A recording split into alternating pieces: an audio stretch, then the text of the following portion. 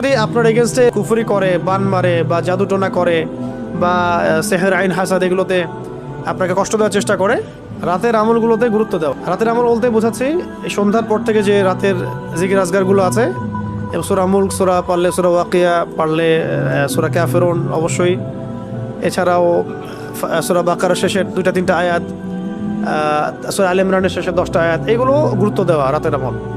রাতের বেলা ওরা কাজ বেশি করে, এরা কোন সময় কাজ বেশি করে? রাতেই বেশি কাজ করে। এই জন্য রাতের বেলা নিরাপদ থাকতে হলে আমলগুলো সন্ধ্যার পরে করে ফেললেই খালাস। চলো করতে করতে করতে প্রতিদিন করতে করতে এমন একটা অবস্থা চলে আসবে যে তখন আপনি আধা ঘন্টায় দেখবেন সব আমল হয়ে গেছে, 1 ঘন্টা সব আমল হয়ে গেছে, চলে আসছে, অভ্যাসে চলে আসছে আর কি। অনেকে বলেন না যে কোন কোন আয়াতগুলা বা কোন কোন সূরাগুলা আমাদেরকে একটু শিখায় দেন, বলে দেন যে এগুলো দিয়ে চিকিৎসা করা যায় কিনা। চিকিৎসা এগুলো সেলফ নিজে নিজেই করতে পারবেন আপনি।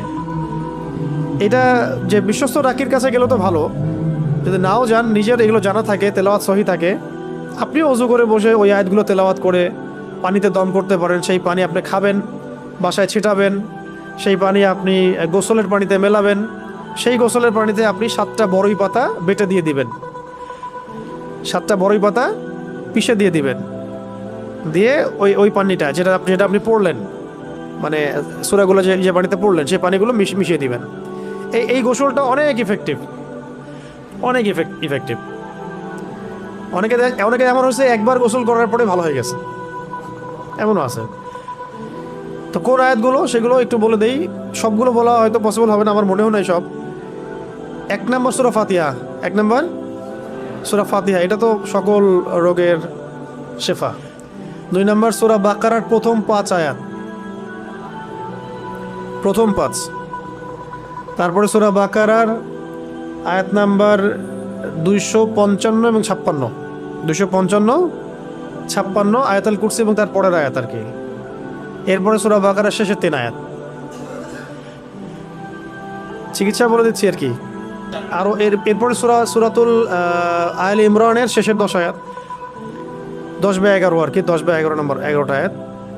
মাঝখানে আরও কিছু আয়াত আছে, যেমন একটা হচ্ছে যে ওই কুলিল্লাহুম্মা মালিকাল মুলক, এই আয়াতটা আছে। কত নম্বর আমার মনে নেই এখন, আমার নাম্বার মনে থাকে না আমি।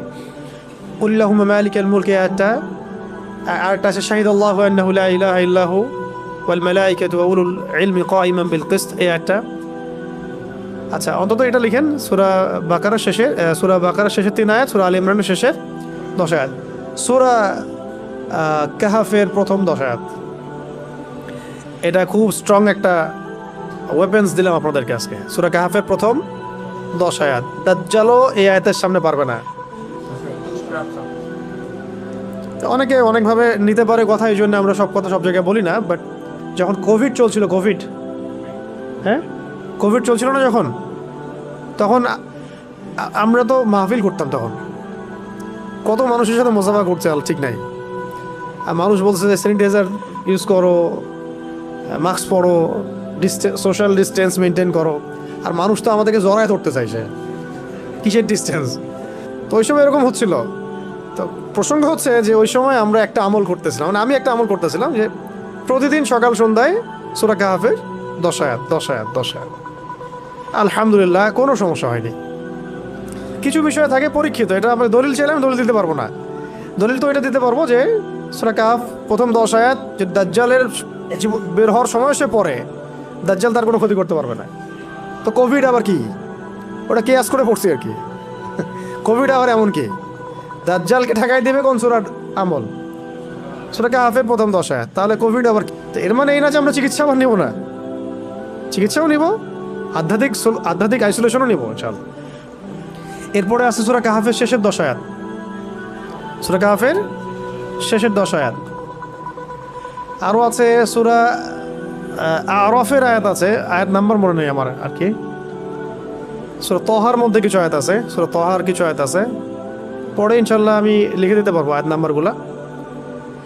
এরপরে সূরা হাশরের শেষের 3টা বা 4টা আয়াত আছে, ঠিক আছে। তারপরে সূরা কলাম, সূরা কলামের শেষের 2টা বা 3টা আয়াত আর কি, সূরা কলাম।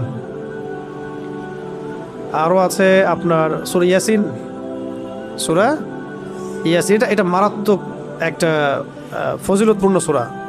সূরা ইয়াসিন এমনভাবে আসছে বিভিন্ন কিতাবের মধ্যে যে আপনি আপনি আপনি চাচ্ছেন এই হাজতটা পূর্ণ হোক, ফজরের নামাজের পরে সূরা ইয়াসিন পড়েন। বড় বড় ওলামায়ে কেরাম, আমাদের আকাবির আসলাফদের একটা পরীক্ষিত আমল এটা। তারা ফজরের নামাজের পরে সূরা ইয়াসিন পড়তেন, দিনের শুরুটা করতেন সূরা ইয়াসিন দিয়ে। সূরা ইয়াসিনটা খুবই ফজিলতপূর্ণ একটা সূরা, কোরআনের হৃদয়ে বলা হচ্ছে, এটা গুরুত্বপূর্ণ। এর সাথে আরও আছে আপনার সূরা জিলজাল, তারপর সূরা আদিয়াত, সূরাতুল কদর, ইন্না আনজালনাহু ফি লাইলাতুল কদর, সূরাতুল কাফিরুন, ফালাক নাস ইখলাস, ফালাক নাস ইখলাস। আরও মাঝখানে আরও কিছু আয়াত আছে যেগুলো আমি আয়াত নাম্বার আমার মুখস্থ নেই, পরে দেখে বলতে পারবো। এইগুলো যদি আপনারা পড়েন, যদি কারো মনে হয় যে আমার সমস্যা হচ্ছে বা আমার পরিবারে কারোর সমস্যা হচ্ছে, হ্যাঁ, বা এরকম সন্দেহ হচ্ছে, ওয়াসওয়াসা রোগ আসতেছে, অথবা মনে হচ্ছে আপনি সেহরে আক্রান্ত হচ্ছেন কিনা, কোনো রকম অস্বাভাবিকতা ফিল করলে আপনি এগুলোর উপর আমল করতে পারেন।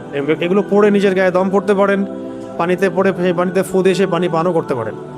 এই পানি আপনার ঘরে ছিটাতেও পারেন এবং এই পানি দিয়ে আপনি গোসল করতে পারেন। গোসল করতে গেলে খেয়াল রাখবেন ওখানে বড়ই পাতা 7টা বেটে দিয়ে দিবেন, ব্যাস। ইনশাআল্লাহ এই আমলগুলো করলে আশা করা যায় কি হবে, এই সেহর আইন হাসাদের বিষয়গুলো থেকে আমরা নিরাপদ থাকতে পারবো, আশা করি ইনশাআল্লাহ। আমার হচ্ছে এই জন্য একটা হাদিসে আসছে, কেউ যদি কোনো স্থানে অবতরণ করে, ধরেন আপনি এখানে বসে আছেন বা বাসায় গেলেন বা যে কোনো জায়গায় গেলেন এবং নেমেই বললেন বা ওখানে থাকতে থাকতে বললেন যে আউযু বিকালিমাতিল্লাহি তাম্মাতি মিন শাররি মা খালাক। আউযু মানে আমি আশ্রয় প্রার্থনা করছি, বিকালিমাতিল্লাহি তাম্মাতি মানে আল্লাহ পাকের সমস্ত পরিপূর্ণ কালিমাগুলোর মাধ্যমে। আল্লাহ পাকের যত পরিপূর্ণ কালিমাগুলো আছে, বাক্যগুলো আছে, এগুলোর সংখ্যা কত হবে আমরা তো জানি না, ইনফিনিটিভ।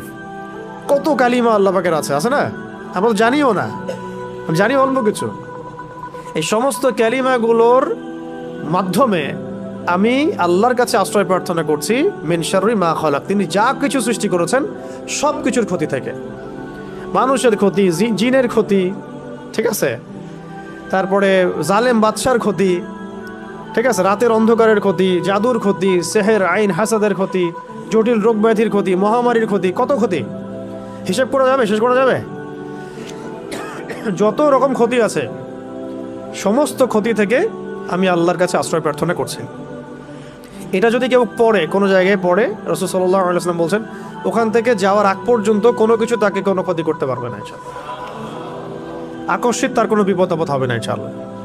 ঠিক আছে, এই দোয়াটা মুখস্থ করবেন, আউযু বিকালিমাতিল্লাহি তাম্মাতি মিন শাররি মা খালাক, আউযু বিকালিমাতিল্লাহি তাম্মাতি মিন শাররি মা খালাক। অনেক স্ট্রং একটা দোয়া, সকালে 3বার পড়তে পারেন, সন্ধ্যায় 3বার পড়তে পারেন, এছাড়াও যখন ইচ্ছা তখন পড়তে পারেন।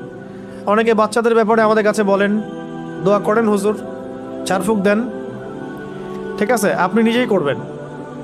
আউযু বিকালিমাতিল্লাহি তাম্মাতি না বলে বলবেন উঈযুকা।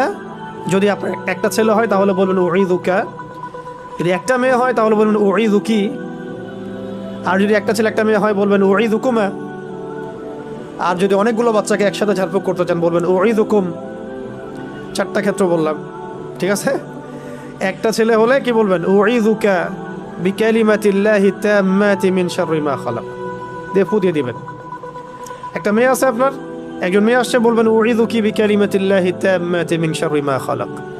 একটা ছেলে একটা মেয়ে বসে আছে আপনার, বলুন উঈযুকুমা বিকালিমাতিল্লাহি তাম্মাতি মিন শাররি মা খালাক, ফু দিয়ে দিবেন। ইমাম হাসান এবং হুসাইন রাদিয়াল্লাহু আনহুমা তারা নবী সাল্লাল্লাহু আলাইহি ওয়াসাল্লামের কাছে আসতেন, খেলাধুলা করতেন, ঘাড়ে উঠতেন, পায়ে বসতেন, কোলে বসতেন, তিনি আদর করে বলতেন উঈযুকুমা বিকালিমাতিল্লাহি তাম্মাতি মিন শাররি মা খালাক, ফু দিয়ে দিতেন। এগুলো মাসনুন তরিকা, এগুলো করলে বাচ্চা দেখবেন যে ভালো আছে, সুস্থ আছে, ভালো আছে, নিরাপদে আছে, আল্লাহ পাক ফেরেশতা দিয়ে হেফাজত করাবেন ইনশাআল্লাহ। ঠিক আছে, এখন এটা একটা, আরও দোয়া আছে, অনেক দোয়া আছে, ওইগুলো এক বৈঠকে বললে মনে রাখতে পারবেন না। এই যে একটা কিতাব আছে হিসনুল মুসলিম, এটা বাসায় রাখতে পারেন, আর একটা আছে হিসনে হাসিন,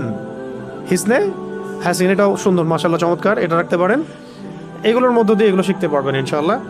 তো আমরা শিখলাম যে কুল আউযু বিরাব্বিল ফালাক মানে বলুন হে নবী আমি আশ্রয় প্রার্থনা করছি প্রভাতের রবের কাছে, মিন শাররি মা খালাক, সমস্ত তিনি যা কিছু সৃষ্টি করেছেন তার সমস্ত কিছুর ক্ষতি থেকে। তিনি যা সৃষ্টি করেছেন তার সমস্ত কিছুর ক্ষতি থেকে আমি আশ্রয় প্রার্থনা করছি। আচ্ছা, তারপরে আল্লাহ পাক বলছেন ওয়া মিন শাররি গাসিকিন ইযা ওয়াকাব। মুখস্থ আছে তো নাকি? ওয়া মিন শাররি গাসিকিন ইযা ওয়াকাব। ওয়া মানে এবং, ওয়া মানে এবং, মিন মানে হতে বা থেকে, শার মানে কি? ক্ষতি। শার মানে ক্ষতি। একজন ভলান্টিয়ারকে ডাকুন। শার মানে ক্ষতি। আবার বলছি, কোথায় ছিলাম? ওয়া মিন শাররি গাসিকিন ইযা ওয়াকাব। ওয়া মানে এবং, ওয়া মানে এবং, মিন মানে হতে বা থেকে, শার মানে ক্ষতি। ওয়া মিন শাররি মানে ক্ষতি থেকে, গাসিক, গাসিক মানে হচ্ছে রাত, গাসিক মানে রাত, এই যে অন্ধকার রাত, এটাকে বলা হয় কি? গাসিক। ইযা মানে যখন, ইযা মানে যখন, আর ওয়াকাবা মানে তা গভীর হয়, তা ঘনীভূত হয় বা গভীর হয়, মানে রাতের অনিষ্ট বা ক্ষতি থেকে যখন তা গভীর হয়।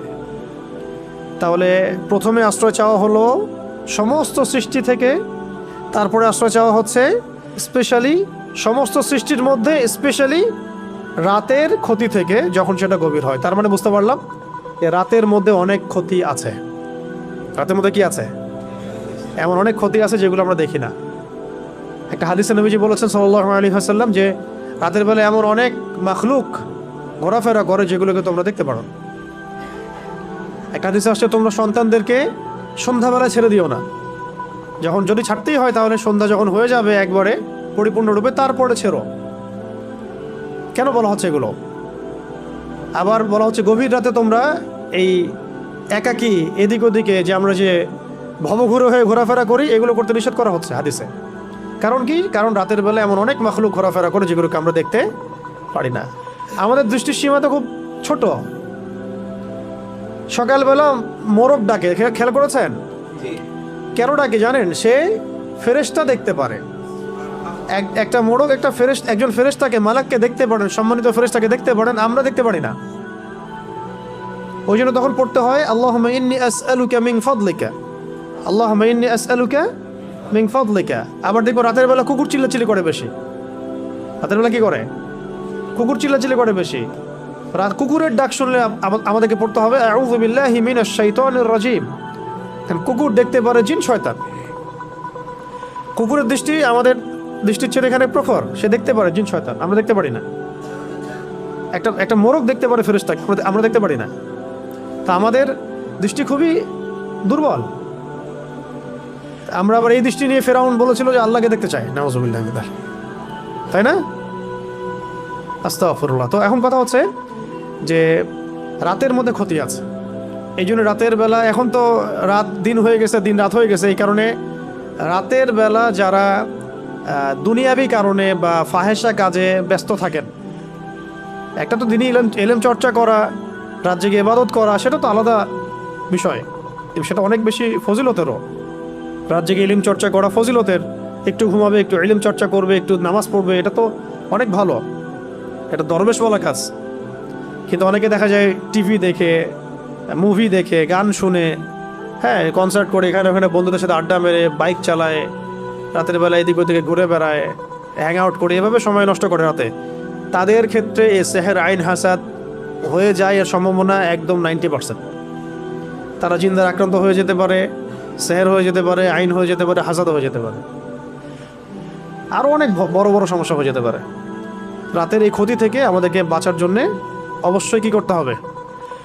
এই সূরা ফালাক, নাস, ইখলাস এগুলো অবশ্যই চর্চা করতে হবে। এবং রাতের বেলা এভাবে বাইরে ঘোরাফেরা করা যাবে না। যদি দিনই কোনো বিষয় হয় সেটা আলাদা বিষয়। দুনিয়াবি কোনো আজে বাজে কোনো বিষয়ে রাত্রি জাগরণ করাটা ঠিক হবে না।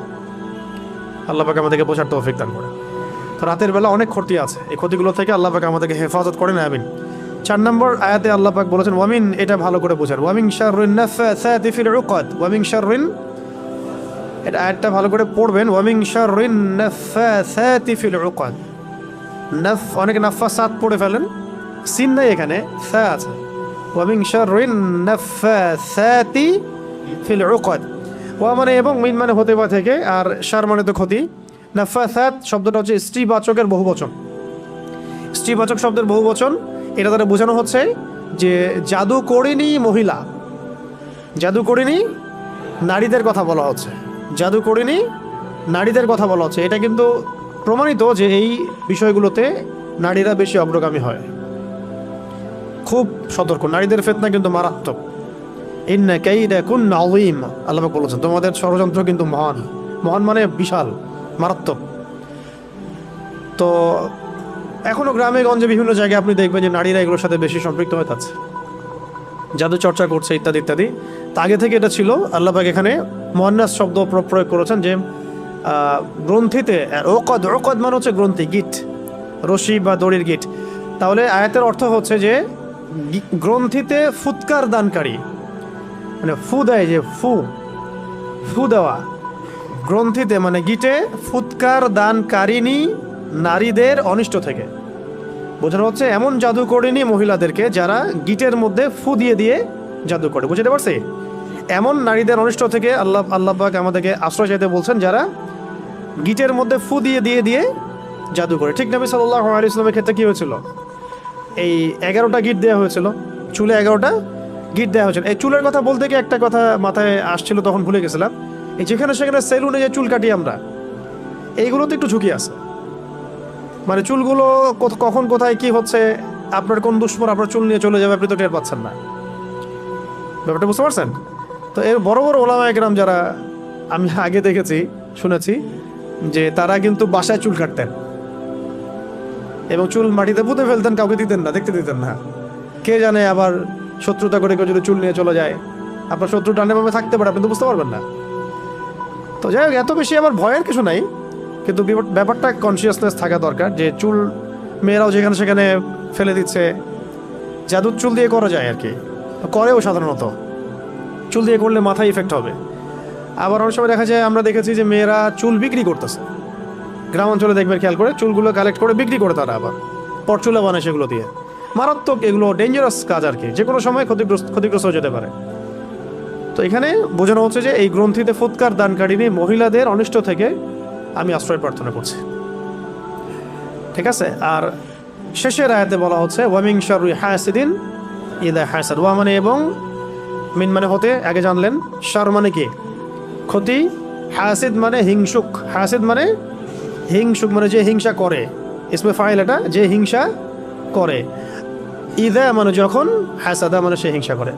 মানে হিংসুকের অনিষ্ট থেকে যখন সে হিংসা করে, হিংসুকের অনিষ্ট থেকে যখন সে হিংসা করে। হিংসা ঈর্ষা কিন্তু এক না। যেমন একজনের মাশাআল্লাহ সম্পত্তি আছে, আপনি আকাঙ্ক্ষা করছেন যে আমারও যদি হতো, আমিও আল্লাহর পথে দান করতাম। এটা ঈর্ষা করা, এটা বৈধ জায়েজ। কিন্তু আপনি এভাবে যদি চিন্তা করেন যে ওর সম্পদ ধ্বংস হয়ে যাক, ওর এই মানে অবস্থান ধ্বংস হয়ে যাক, আল্লাহ পাক তাকে বড় করতেছেন কেন, তার গা জ্বলতেছে, সে কিভাবে বড় হয়ে গেল, গা জ্বলতেছে, এগুলো যে হিংসা, এটা তো নিজে বোঝাই যায়, নিজের বিবেকই বলে দেয় যে সে হিংসা করছে কিনা। হিংসা করার সাথে সাথে নূর নষ্ট হয়ে যায়। হিংসার আগুন বলে না, হিংসার অনল বলে না কথা একটা, ঈর্ষার অনল, হিংসার অনল। আসলে ব্যাপারটা অনলই, আগুনই। সেহের আইন হাসান থেকে আপনি ট্যাবলেট খেয়ে আপনি বাঁচতে পারবেন না। ঠিক আছে? তো ট্যাবলেট খেয়ে, ইঞ্জেকশন নিয়ে এইভাবে আপনি বাঁচতে পারবেন না। যেহেতু এটা অদৃশ্যের বিষয়, তন্ত্রমন্ত্রের বিষয়, জিন দ্বারা করা হচ্ছে, যেটা আমরা দেখি না। একটা তো আমি দেখি, বা আমি পরীক্ষা নিরীক্ষা করে বুঝতে পারছি যে আমার এখানে এই ভাইরাস ঢুকেছে, আমি ট্রিটমেন্ট করতে পারছি, কিন্তু আপনি এটা দেখতে পারবেন না। কিন্তু আপনি ইফেক্টেড হয়ে গেলে অসুস্থতা ফিল করবেন। তাই এটা সবচেয়ে বড় মানে সমাধান হচ্ছে আগে থেকে নিজেকে সুরক্ষিত রাখা। কিভাবে আগে থেকে আমরা নিজেকে সুরক্ষিত রাখতে পারি? 1 নাম্বার পয়েন্টগুলো খুব ভালো করে মনে রাখতে হবে। 1 নাম্বার হচ্ছে দৈনন্দিন ফরজ ওয়াজিবকে ছাড়া যাবে না। অনেক দিনই বোন দেখা যায় বলে যে আমাদের এই সমস্যা হয়েছে, কিন্তু এদিকে সে পর্দা করে না। তো পর্দা না করলে আপনার তো সমস্যা হবেই, হইতেই পারে। যেখানে রাসূল সাল্লাল্লাহু আলাইহি ওয়াসাল্লামকে আল্লাহ রাব্বুল আলামিন এই পরীক্ষায় ফেলেছেন আমাদের জন্য, যাতে আমরা এই সূরাগুলো পেয়ে যাই। যদি সেদিন রাসূল সাল্লাল্লাহু আলাইহি ওয়াসাল্লাম এভাবে ইফেক্টেড না হতেন, তাহলে এই সূরাগুলো আমরা কোন মাধ্যমে পেতাম? তাই না? এই সূরা থাকবে কিয়ামত পর্যন্ত, যে কিয়ামত পর্যন্ত যত মানুষের সমস্যা হবে, এই সূরাই হচ্ছে সলিউশন। কত বড় হিকমা আল্লাহ পাকের! আল্লাহ পাক তার প্রিয় মানুষদেরকে কষ্ট দিয়ে আমাদের কত বড় উপকার করেছেন, তাই না? আল্লাহ রাব্বুল আলামিন তার প্রিয় বান্দাদের পরীক্ষা নেন বেশি, তাই না? আর আল্লাহ পাকের সবচেয়ে প্রিয় বান্দা কে? মুহাম্মদ সাল্লাল্লাহু আলাইহি ওয়াসাল্লাম। তাকে পরীক্ষা নেওয়া হয়েছে সবচেয়ে বেশি। কেন নেওয়া হয়েছে? আমাদের জন্য, যাতে আমরা এগুলো পাই। তিনি তো জান্নাতুল ফিরদৌসে যাচ্ছেন। আপনারা তার সম্পর্কে হাদিসগুলো পড়তে থাকেন, দেখবেন নিজেকে আপনি আসলে মেলাতে পারবেন না যে আপনি আমি কোন কোন সমাজে বাস করতেছে। কারোর মধ্যে কি সামান্য এই চেতনাবোধটুকু কাজ করতেছে না যে সে রাসূল সাল্লাল্লাহু আলাইহি ওয়াসাল্লামের উম্মাহ? এমন একটা অবস্থা হচ্ছে, দেখেন এটা নর্মালাইজ হয়ে যাচ্ছে দিন দিন, যে রাসূলকে তো গালি দেয়ই মানুষ, নাউযুবিল্লাহি মিন যালিক। দেখছেন খেয়াল করে? আগে একটা গালি দিলে তখন সবাই একসাথে প্রতিবাদ করত। আস্তে আস্তে আস্তে ব্যাপারটাকে নর্মালাইজ করা হয়ে গেল। ঠিক যেমন রিবা, সুদ প্রথম দিকে যখন চালু হয়েছে তখন মানুষ এটাকে খুব প্রতিবাদ করেছে আর কি। আস্তে আস্তে এমন নর্মাল হলো যে পুরো ওয়াজিব হয়ে গেছে এখন, নাউযুবিল্লাহি মিন যালিক। আপনারা দেখে নিয়েন, সিমিলারলি এখন এলজিবিটি নিয়ে যত কথা হচ্ছে, এগুলো এক পর্যায়ে আল্লাহ না করুক নর্মাল হয়ে যেতে পারে। হ্যাঁ, এখন তো অনেকেই প্রতিবাদ করছেন, সমাবেশ হচ্ছে, না এটা খারাপ, এটা খারাপ। আস্তে আস্তে দেখবেন মানুষের নর্মাল করে ফেলছে। সমকামিতা নিয়ে কথা হলো না মাঝখানে, প্রথম দিকে মারাত্মক প্রতিক্রিয়া দেখা গেল। এখন দেখেন কিন্তু সমকামিতার হার বেড়ে গেছে, বহুত বহুত বেড়ে গেছে। এটা নর্মাল হয়ে যাচ্ছে আস্তে আস্তে। আমরা একটা জেনারেশন যার একটা কোর একটা মানে এনভায়রনমেন্টের মধ্যে থাকি। আপনি আপনার দিনী ভাইদের সাথে মেশেন, বোনদের সাথে মেশে, আমরা কিন্তু জানি না আসলে বাইরের ওয়ার্ল্ডে কি হচ্ছে। বাইরের ওয়ার্ল্ড যে কত বাজে অবস্থা চলে গেছে, এটা আপনি এখান থেকে একটু বেরোলে বুঝতে পারবেন। ওই ওয়ার্ল্ডগুলোর কিছু মানুষের সাথে মিশলে বুঝতে পারবেন কোন জায়গায় চলে গেছে দুনিয়া। আরও আছে ব্যাপার, এই যে এখন একটা ইস্যু আসছে, ওই পশ্চিমাদের মানবাধিকার, সোকল্ড ওদের বানানো শব্দ, সোকল্ড মানবাধিকার অফিস। এখন প্রতিবাদ হচ্ছে, কিছু কথা হচ্ছে, দেখবেন যদি প্রতিষ্ঠা হয়ে যায় নর্মাল হয়ে যাবে আস্তে আস্তে। এরকম মানবাধিকার ওদের ফিলিস্তিনে নাই, মানবাধিকার কমিশন সে খুলতে পারে না, হ্যাঁ, ইয়েমেনে খুলতে পারে না। যে জাতি আপনার আমার নবীকে হত্যা করার চেষ্টা করতে পারে, যে জাতি চুক্তি ভঙ্গ করে নবীর সাথে, যে জাতি এর আগে জাকারিয়া আলাইহিস সালামকে হত্যা করেছে, হ্যাঁ, যে জাতি এর আগে ইয়াহইয়া আলাইহিস সালামকে হত্যা করেছে, যে জাতি মুসা আলাইহিস সালামকে কষ্ট দিয়েছে, ঈসা ইবনে মারইয়ামকে হত্যার চেষ্টা করেছে, যে জাতি মুহাম্মদ সাল্লাল্লাহু আলাইহি ওয়াসাল্লামকে উপর থেকে পাথর ফেলে হত্যার চেষ্টা করেছে, ঠিক আছে, বনু কুরাইজা, বনু কাইনুকা, বনু নাজির চুক্তি ভঙ্গ করেছে, যে জাতি খায়বারে আমাদের সাথে লড়াই করেছে, যে জাতি আমাদের নবীজিকে বিষপান করানোর চেষ্টা করেছে, আর যে জাতি আমাদের নবীকে সেহর পর্যন্ত করেছে, এই জাতির সাথে কি কোনো রকমের আপনি শান্তি চুক্তি করতে পারবেন? সেই জাতি এবং তার অনুসারীরই আজকে ব্যবস্থা করেছে। তা আমরা আমাদের শত্রু থেকে চিনতে পারছি না। শুধু সে একা না, তার সাথে যত রকমের আরবের মুনাফেক আছে, এরাও আমাদের শত্রু। তার সাথে যত পশ্চিমারা আতাত করেছে, এরাও আমাদের স্পষ্ট শত্রু। তার আন্ডারে যত সংগঠন আছে যারা ওদের হয়ে কাজ করে, এরা প্রত্যেকে আমাদের শত্রু। এমনকি তাদের সাথে যে মুশরিকরা ঐক্যবদ্ধ হয়েছে এখন, তাদের কেউ কেউ আমাদের বাড়ির পাশেও আছে, এরাও আমাদের স্পষ্ট শত্রু। এদের সবার এজেন্ট একটাই, তারা পুরো বিশ্ব থেকে তাওহীদ পন্থীদেরকে মিটিয়ে ফেলতে চায়। মুহাম্মদ সাল্লাল্লাহু আলাইহি ওয়াসাল্লামের সঠিক এবং দৃঢ় অনুসারীদেরকে তারা ধ্বংস করতে চায়, ইমানদারদেরকে তারা হত্যা করতে চায়। এটা হচ্ছে তাদের মূল মিশন, এবং এগুলোর মধ্য দিয়ে তারা বিশ্বকে শাসন করতে চায়। তবে তাদের এই স্বপ্নটা কখনোই বাস্তবায়িত হবে না ইনশাআল্লাহ। কারণ ঠিক এই মুহররম মাসের আশুরায় এটার দলিল আছে মওজুদ। ঠিক যেভাবে আল্লাহ রাব্বুল আলামিন ফেরাউনের বাসায় মূসাকে বড় করেছেন আলাইহিস সালাম, দেখবেন আল্লাহ রাব্বুল আলামিন ওইভাবেই এই শাম অঞ্চলের মধ্যে ইমাম ঢুকাই দিবেন, ওদের ঘরের মধ্যেই ইনশাআল্লাহ। ফেরাউনের ঘরে যেভাবে কে মানুষ হয়েছে মূসা আলাইহিস সালাম, এইভাবে আল্লাহ রাব্বুল আলামিন এই বাইতুল মুকাদ্দাসের মধ্যে ইমামকে ঢুকাই দিবেন। ওরা বুঝতেও পারবে না ইনশাআল্লাহ। এটা বাস্তব, দেখেন এরকমই হবে ইনশাআল্লাহ।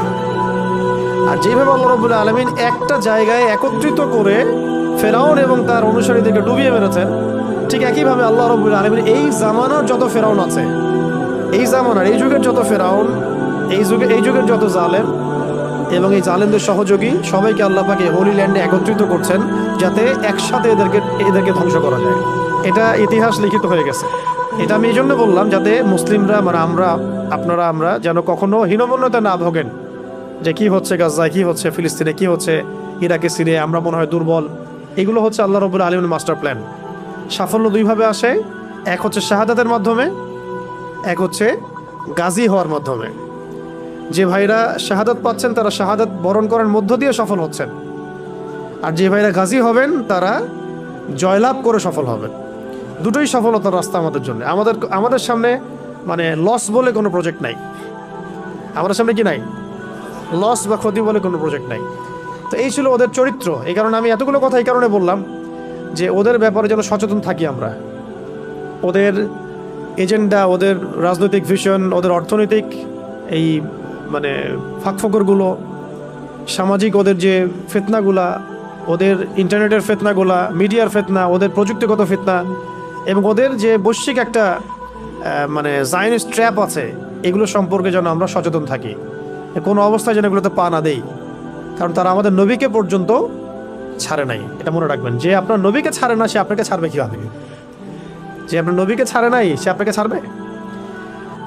হাদিসের মধ্যে এসেছে, যদি কোনো ব্যক্তি হিংসা করে, একজন ব্যক্তি কাউকে হিংসা করে, তাহলে তার নেক আমলগুলো ধ্বংস হয়ে যায়, ঠিক যেইভাবে আগুন কাঠকে খেয়ে ফেলে। আগুন যেভাবে কাঠকে খেয়ে ফেলে, এইভাবে হিংসা নেক আমলকে খেয়ে ফেলে। তাই যখন কেউ হিংসা যদি কেউ করে ফেলি, আল্লাহ না করুক, আমাদেরকে আল্লাহ পাক এখান থেকে হেফাজত করেন, যদি কেউ করে ফেলে আপনি নিজেই বুঝতে পারবেন যে আপনার ভিতরটা জ্বলতেছে। এটা কিসের আগুনে জ্বলতেছে? হিংসার আগুনে জ্বলতেছে।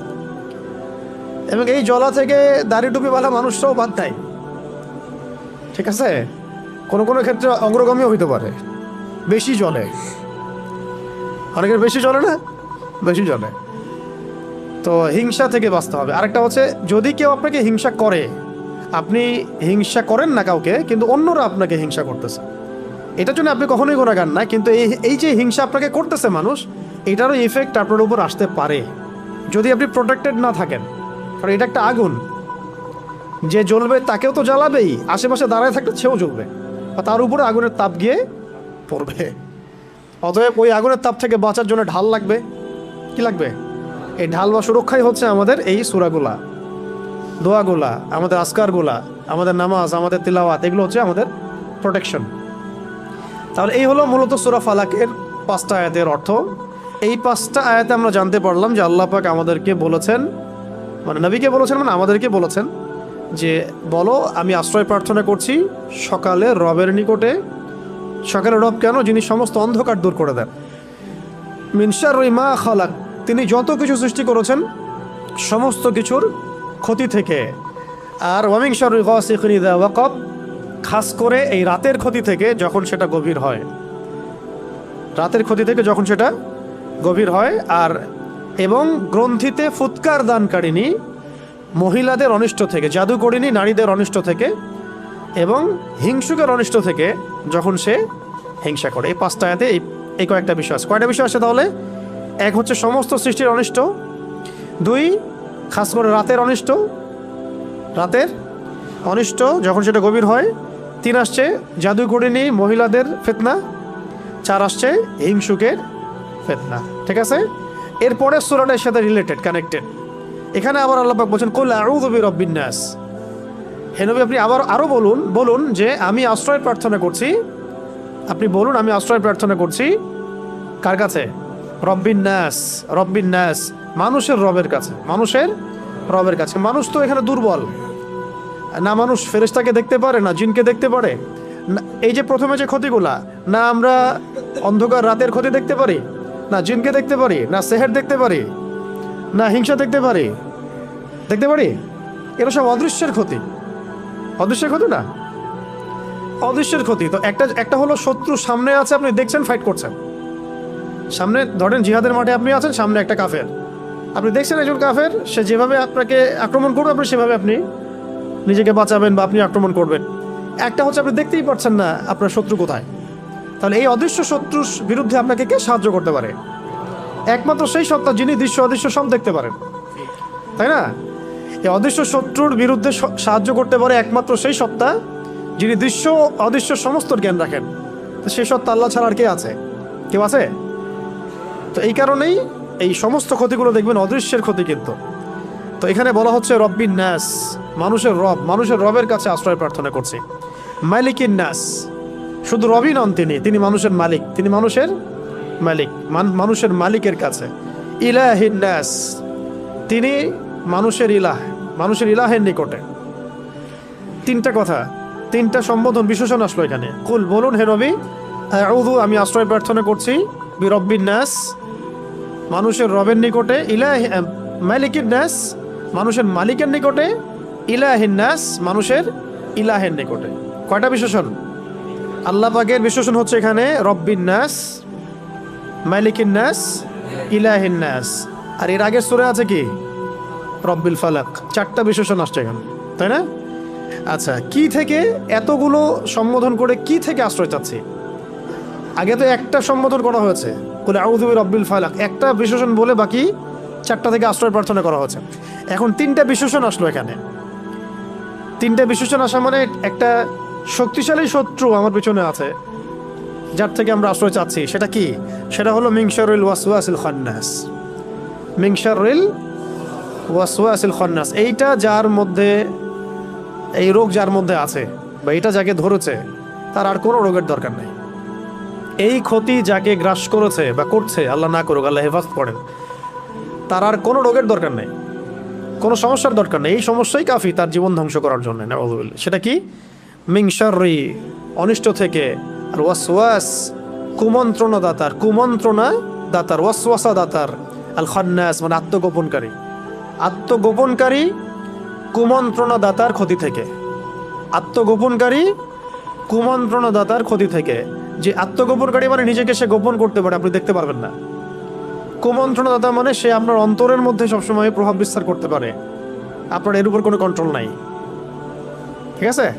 আর অন্তরের উপর যদি শয়তান কন্ট্রোল নিয়ে নেয় আর ওয়াসওয়াসা দিতে থাকে, তাহলে সেই ব্যক্তির পক্ষে ভালো কাজ করতে থাকলেও দেখা যায় সে ওয়াসওয়াসা রোগে ভুগতে থাকে। এটা কি হইলো, ওইটা কি হইলো না, এটা হইলো কিনা, এটা ঠিক হচ্ছে কিনা, ওইটা ঠিক হচ্ছে কিনা। ভালো একটা কাজ করতেছে কিন্তু ওয়াসওয়াসা, এটা তো ভালোর কথা বললাম, আর খারাপ তো সারা ওয়াসওয়াসা আসতেই থাকে মাথার মধ্যে। পাপের ওয়াসওয়াসা, মানুষের ক্ষতির ওয়াসওয়াসা, হিংসার ওয়াসওয়াসা, হ্যাঁ, গোপন পাপের ওয়াসওয়াসা, অলসতা, আল্লাহর আদেশ অমান্য করার ওয়াসওয়াসা, অবাধ্যতার ওয়াসওয়াসা। এটা যাকে গ্রাস করেছে আর কি, এই ওয়াসওয়াসুল খান্নাস, তার আর কোনো ক্ষতির দরকার না, এটাই তার জীবন ধ্বংস করতে পারে।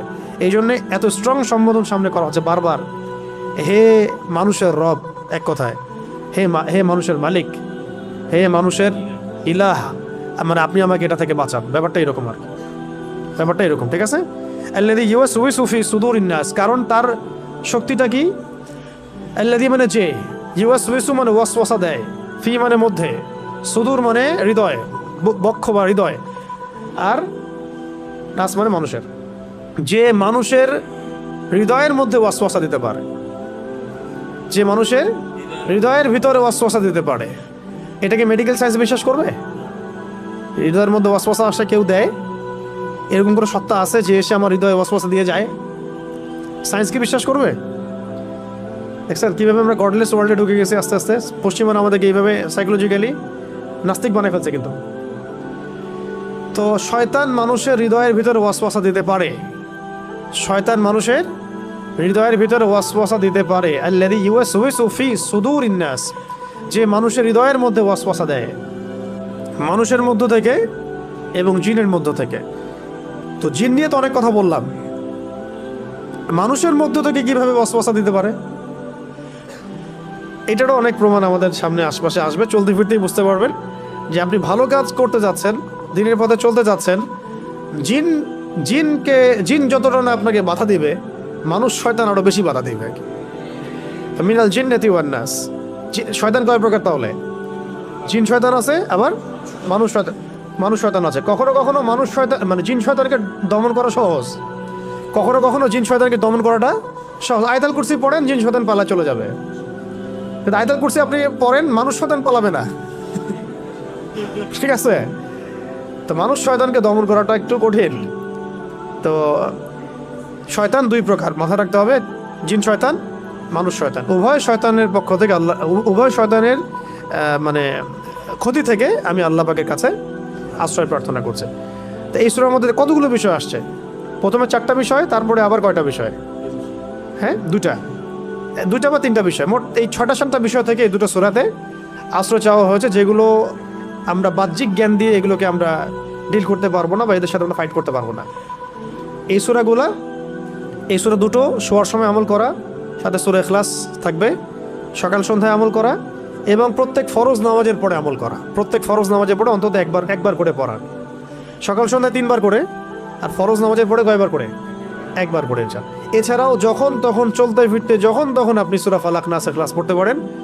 এবং আমি একটা হাদিস এটাও পেয়েছিলাম যে রাসূল সাল্লাল্লাহু আলাইহি ওয়াসাল্লাম তাহাজ্জুদের নামাজে যখন উঠতেন, তখনও মাঝে মাঝে তাহাজ্জুদের নামাজে তিনি 2 রাকাত নামাজে প্রথম রাকাতে সূরা ফালাক, তারপরে ইখলাস, সূরা নাস পড়েছেন। প্রথম রাকাতে সূরা ফালাক, দ্বিতীয় রাকাতে সূরা নাস পড়েছেন। এটা আমল করতে পারেন রাতের বেলা উঠে, এটাও আমল আছে মাসনুন। তো এর উপর আমল করা তৌফিক আল্লাহ পাক আমরা সবাইকে দান করেন, এবং এই সমস্ত ক্ষতিগুলো থেকে আল্লাহ পাক ওদেরকে হেফাজত করেন। আর শেষ পয়েন্ট হচ্ছে, লাস্ট পয়েন্ট হচ্ছে যে কিছু কিছু কাজ আছে, এটা লাস্ট পয়েন্ট আমাদের আজকের আলোচনার। কিছু কিছু কাজ আছে যেগুলো করলে এই ক্ষতিগুলোতে লিপ্ত হওয়ার সম্ভাবনা 100%। কিছু কাজ আছে যেগুলো করলে এগুলোতে লিপ্ত হওয়ার সম্ভাবনা, ইফেক্টেড হওয়ার সম্ভাবনা প্রায় 100%। জানা দরকার আছে না? আর কিছু কাজ আছে যেগুলো করলে ইনশাআল্লাহ এগুলো থেকে বেঁচে থাকা সহজ হবে। মানে সহজ হবে বলতে ইনশাআল্লাহ আপনি বাঁচবেনই ইনশাআল্লাহ। আগে বলি, ওই কয়েকটা কাজ বলি যেগুলো করলে এগুলোতে লিপ্ত হওয়ার সম্ভাবনা একদম 100% ধরেন। ঠিক আছে, নোট করেন। এগুলো আমি শুধু কিতাব থেকে বলতেছি এমন না, অনেক অভিজ্ঞতাও আছে সাথে, আবার অনেক পেশেন্ট বা অনেক ইফেক্টেড মানুষের হিস্ট্রিও একসাথে করে আমি কথাটা বলছি। 1 নাম্বার হচ্ছে আল্লাহ পাকের ফরজ ওয়াজিব না মানলে, আল্লাহ পাকের ফরজ ওয়াজিব না মানলে এগুলোতে লিপ্ত হওয়ার সম্ভাবনা, ইফেক্টেড হওয়ার সম্ভাবনা 100% ধরে রাখেন। যখন তখন লিপ্ত হয়ে হতে পারেন, আল্লাহ না করুন। সেকেন্ড হচ্ছে মিউজিক চর্চা করলে, মিউজিক চর্চা বলতে শুনলেও, এই যে মিউজিশিয়ানদেরকে দেখেন স্টেজে উঠে এরকম বান্দরের মতো লাফ দেয়, এই সবার সাথে জিন আছে। আপনি যদি আমাকে বলেন যে ভাই প্রমাণ করে দেখেন, আমি দেখাতে পারবো না, কিন্তু আমি বিশ্বাস করি আছে। ঠিক আছে, এটা স্বাভাবিক সাধারণ মানুষের পক্ষে করা সম্ভব না। এমনকি এই যে এই ইন্ডাস্ট্রির মধ্যেও এদের প্রভাব আছে। কোনো সুস্থ স্বাভাবিক মানুষ এরকম বিকৃত যৌনাচার করতে পারে না। কথা বুঝতে পারছেন? এমনকি আমার তো সন্দেহ হয় যে এখন এই যে LGBTQ এই যেগুলো আসতেছে, এরাও যে জিনদের উপাসনা করে কিনা আল্লাহ ভালো জানে। তো যাই হোক, এই অশ্লীলতা মানে 1 নাম্বারটা বলছি কি, আল্লাহ পাকের সমস্ত মানে ফরজ ওয়াজিব না মানলে এটা ইফেক্টেড হওয়াটা 100% লিখে রাখেন। 2 নাম্বার খাস করে মিউজিক। 3 নাম্বার বলছিলাম যে খাস করে অশ্লীলতা, বেহায়াপনা। তো প্রথমটা কি বলছি ভাই? আমাদের পয়েন্টটা কি, যে কাজগুলো করলে পরে সেহের, আইন, হাসাদ বা এই ধরনের সমস্ত ক্ষতিতে লিপ্ত হয়ে যায়, মানে ইফেক্টেড হয়ে যাওয়ার সম্ভাবনা আছে, সেগুলোর 1 নাম্বার তালিকায় 1 নাম্বার কি, আল্লাহ পাকের ফরজ ওয়াজিব যদি না মানে তাহলে এগুলোতে ইফেক্টেড হতে পারে 100% সম্ভাবনা আছে। 2 নাম্বার খাস করে আমি বলেছি কার কথা, কোন মিউজিকের কথা। মিউজিকের যারা লিপ্ত হয় বা মিউজিকের সাথে থাকে বা মিউজিক্যাল ইনস্ট্রুমেন্ট প্লে করে অথবা গান শোনে নিয়মিত, এদের মধ্যেও এগুলো প্রভাব বিস্তার করে। 3 নাম্বার হচ্ছে অশ্লীলতা, বেহায়াপনা। যারা অশ্লীলতা বা বেহায়াপনায় লিপ্ত থাকে তারা এগুলোতে ইফেক্টেড হয়। 4 নাম্বার হচ্ছে উদাসীন থাকা, অলস উদাসীন থাকা। দেখবেন আপনি কিছু ভবঘুরে মানুষ আছে উদাসীন, রাত জেগে ঘুরে বেড়াচ্ছে, এমনি এখানে ওখানে ঘোরাফেরা করতেছে, কোনো জীবনের কোনো ভিশন নাই, মিশন নাই, উদাসীন ভবঘুরে টাইপের। জিন ধরে এদেরকে, সম্ভাবনা আছে। 5 নাম্বার হচ্ছে পেশাব থেকে পবিত্র না হওয়া। পেশাব পায়খানার যে বিষয়গুলো আছে, ইস্তেঞ্জা আমরা যে করি, টয়লেট, ওয়াশরুম, এগুলো থেকে পরিপূর্ণরূপে পবিত্র না হওয়া, এটা মারাত্মক। এটা তো 1 নম্বরে, মানে 2 নম্বর রাখা দরকার ছিল মনে হয়। আমি তো আসলে সিরিয়াল করে নিয়ে আসি না, আমি জাস্ট বলতেছি, আপনারা নোট করেন।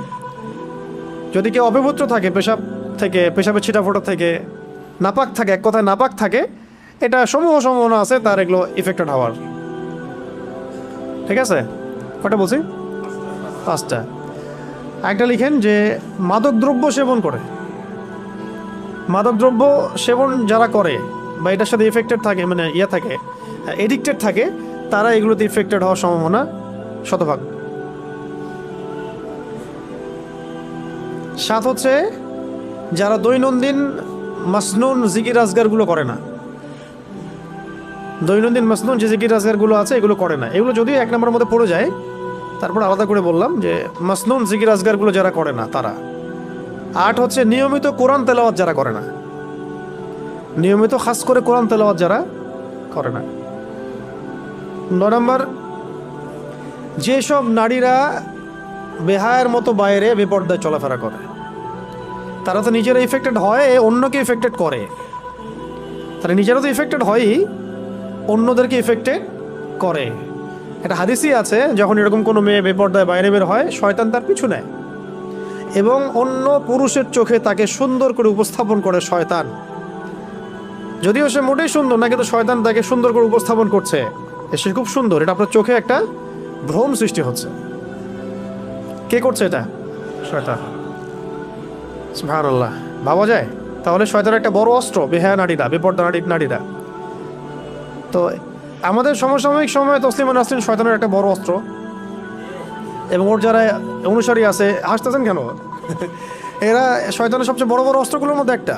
আরেকটা হচ্ছে, কয়টা বলছে? 9টা না 10টা? আরেকটা হচ্ছে যে রাসূল সাল্লাল্লাহু আলাইহি ওয়াসাল্লামের সুন্নাহ ভিত্তিক আমলগুলো যারা করেন। সুন্নাহ ভিত্তিক আমলের প্রত্যেকটা আমলের সাথে কিছু সুন্নাহ আছে, ঘুমানোর, ওঠার, এমনকি আয়না দেখারও। এমনকি কি আয়না দেখানোর, বাসা থেকে বের হওয়ার, বাসায় ঢোকার, ঘুমানোর, বিছানা ঝাড়ার, প্রত্যেকটা সুন্নাহ ঘেটে ঘেটে দেখবেন এইগুলোর মধ্যে যে সুন্নাহগুলো আছে, এগুলো যারা নিয়মিত চর্চা করে না, ইফেক্টেড হয়ে যেতে পারে। তো এই 10টাই আপাতত থাক, পরে আরও মনে পড়লে ইনশাল্লাহ বলবো। কয়টা বলছি? একটা একটা করে বলেন দেখি। একটা হচ্ছে আল্লাহ পাকের ফরজ ওয়াজিব যারা মানে না। এখানে আমি সুন্নাত মুস্তাহাবকে নিয়ে আসি না, শুধু ফরজ ওয়াজিবের কথা বলেছি। যেমন একজন ধরেন নামাজ পড়ে না, ও যদি এসে বলে আমাকে রুকিয়া করে দেন, আমার এই সমস্যা মনে হচ্ছে, তার তো আসলে রুকিয়ার দরকার নেই, তার দরকার নামাজে। তার দরকার কি? নামাজের সমাধান হবে ইনশাআল্লাহ। 2 নম্বর কি বলেছি? খাস করে মিউজিকের কথা। এটা মারাত্মক ডেঞ্জারাস জিনিস। যারা মিউজিক নিয়ে যারা পড়ে থাকে, ইফেক্টেড হবেই হবে। আল্লাহু আ'লাম বিস-সাওয়াব। ওয়া মা আলাইনা ইল্লাল বালাগ। তারপরে বেহায়া বা অশ্লীলতা থাকলে ইফেক্টেড থাকবে। অলসতা, উদাসীনতার ব্যাপারটা এই কারণে বললাম যে অনেক সময় আপনি দেখবেন যে আপনি মানে দিনী বিষয়ে আছেন, কিন্তু আপনি অলসতায় ভুগছেন বা উদাসীন হয়ে থাকছেন, কোনো ভিশন নাই, মানে আবেগী হয়ে পড়ে থাকেন। ওই সময়গুলোতে শয়তান আপনার উপরে গালেব হয়ে যাবে, বিজয় হয়ে যাবে। এমনকি একটা বিষয় ছুটে গেছিলো মাঝখানে, ওই ইমোশনের কথা যেহেতু আসলো, মানে প্রচণ্ড রকম ভয় আর প্রচণ্ড রকম রাগ, প্রচণ্ড রাগ আর প্রচণ্ড ভয়, এই সময়েও কিন্তু শয়তান হাবি হইতে পারে। প্রচণ্ড রাগ, প্রচণ্ড ভয়। তো প্রচণ্ড ভয় তো আলহামদুলিল্লাহ মুসলিমরা আমরা পাই না, আলহামদুলিল্লাহ, আল্লাহ ছাড়া আমরা কাউকে ভয় পাই না। কিন্তু প্রচণ্ড রাগ তো হয়ে যেতে পারে অনেক সময়। আমার তো হয়ই মাঝে মাঝে আর কি, আপনাদের হয় কিনা জানি না। তবে এখন আমি নিজেই অবাক হই নিজেকে দেখে, হচ্ছে আসলে রাগ একদম কমে গেছে। আগে খুব রাগ ছিল, আর মানে সব কিছুর হাকিকত যখন বুঝে ফেলবেন তখন রাগ কমে যাবে। তো প্রচণ্ড রাগের সময় শয়তান হাবি হয়। এই জন্য কিন্তু রাগের সময় নবীজি বলেছেন না যে রাগ হলে তোমরা কি পড়ো? আউযু বিল্লাহি মিনাশ শাইতানির রাজিম। অজু করা, রাগের সময় অজু করা, দাঁড়াইলে বসে পড়া, এই কাজগুলো করলে শয়তান হাবি হবে। আরেকটা কি বলছি? ইস্তেনজা, নাপাকি থাকে। নাপাক থাকলে খাস করে দেখবেন যে মেয়েরা হায়েজের সময়, নেফাসের সময়, এই সময়গুলোতে শয়তান হাবি হওয়ার চেষ্টা করে। ওই সময়গুলোতে যদিও আমরা নামাজ পড়তে পারছি না, মা বোনদের কথা বলছি, কিন্তু আজকার করতে পারে, আজকার জিকির আজগারে থাকতে হবে। আচ্ছা, ঠিক আছে।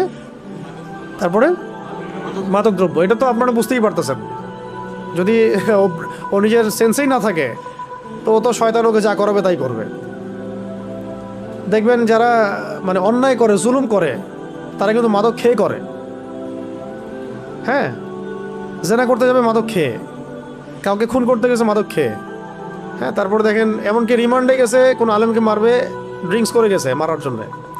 যাতে ভালো করে মারা যায়, সেন্স না থাকে, ভালো মন্দ বুঝতে না পারে, যে সে যদি চিৎকারও করে ওর যেন সেন্স কাজ না করে, কারণ এটা নাকি তার চাকরি, এটা না করলে তার বউ বাচ্চা বাঁচবে না।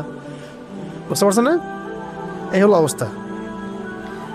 মানে নিজের সে ভাবখানে এমন দেখাচ্ছে যে সে কবরের ফেরেশতা, মুনটার নাকি, সে কারো কথা শুনবে না, মায়া দেওয়া সব শেষ। আমার সামনে বসে আছে তথাকথিত একজন জঙ্গি, তাকে মারতে হবে, এটাই আমার ডিউটি। না মারলে আমার বউ বাচ্চা আবার কি খাবে? তাই না মারলে বউ বাচ্চা কি খাবে? কি মানুষের অবস্থা চিন্তা করছেন?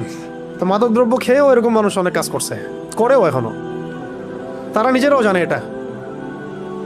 অস্বীকার করলে আল্লাহ পাক সাক্ষী, আল্লাহর সামনে তো অস্বীকার করতে পারবে না। আর আমরা